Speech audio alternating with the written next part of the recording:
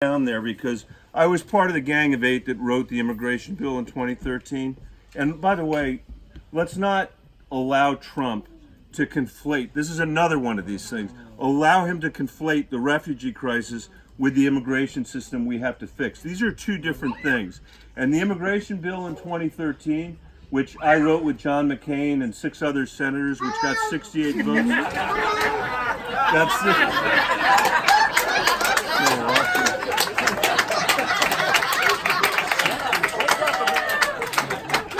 It got 68 votes on the floor.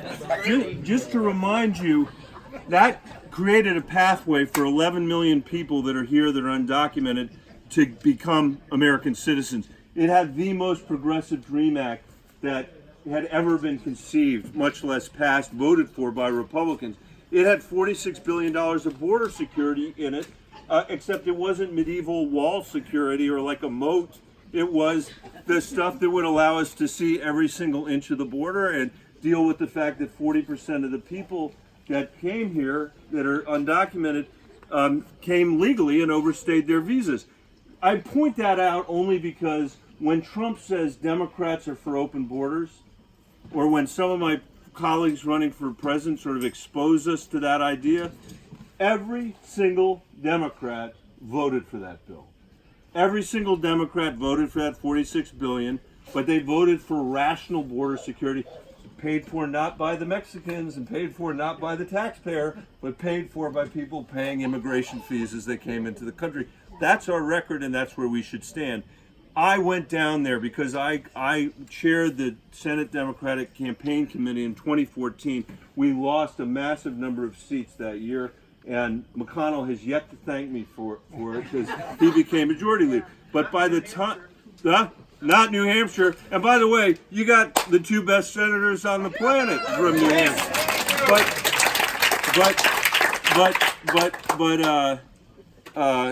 But by the time that thing was ending, that catastrophe of 2014, basically what they were saying on the radio was there are ISIS guys infecting themselves with Ebola who are dressing themselves up as Central American children to get into the United States. That's what we were contending with. And I went down to El Salvador and I went to Honduras because I wanted to understand as a father, I've got 3 daughters, Susan and I have 3 daughters, I wanted to understand why a parent would make a decision to put their kid in the arms of a drug dealer, to pay them a year's salary, to smuggle them 1,500 miles away, knowing that there was every likelihood that they would be hurt, and for many, the kids, the girls in particular, raped on the way there. And I sat in the back of our embassy in El Salvador and met with a group of young people who had either tried to get across the border, some had made it, and some had come back. And in 10 minutes or 5 minutes, you could figure it out. They are absolutely terrified. There's absolutely no economic opportunity for anybody, and they're getting wrung out, but because they're being extorted by these gangs. And there's not a bunch of drug money. It's just some poor people extorting other poor people. There's a lot we could do there to help backstop the folks that are fighting for the rule of law, that are elected attorneys general in some of these places that are trying to do it. I met with one of them who literally has to sit on the other side of his office and put shades across the blinds for fear that he's going to be killed. People like that are actually fighting for their countries, and the United States of America and our region could support them as they try to develop a market economy that could actually drive economic growth and also begin to reinstitute and regain the rule of law, which brings me to my close. That's great. I don't have to say anything.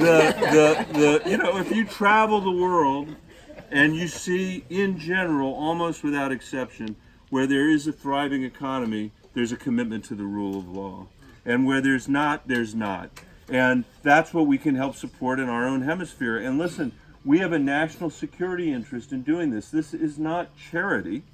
This, to go back to your question, what are we going to do to resolve it? You got all these migrants and all this pressure, and you got TV stations that night after night after night are showing bedlam on the ground. And the reality also is we are a rich and powerful and humane nation. My mom called me the first day that these kids were separated from their parents at the border. And she said, I see myself in these kids because during the Holocaust, she was separated from her parents and she was told they were dead. And she knows and I know what the effect of that is on a human and the effect on actually the next humans that show up as well.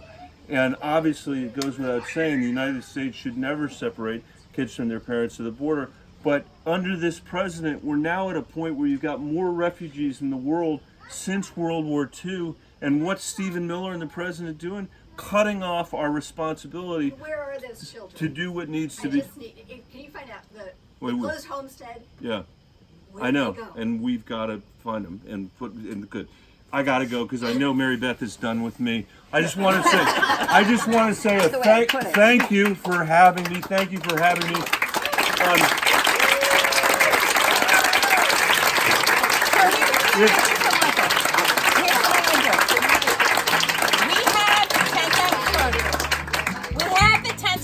For a reason. I'm going to bring him out front, and Good. anybody who wants to can stay as long as he can stay, and you can talk to him.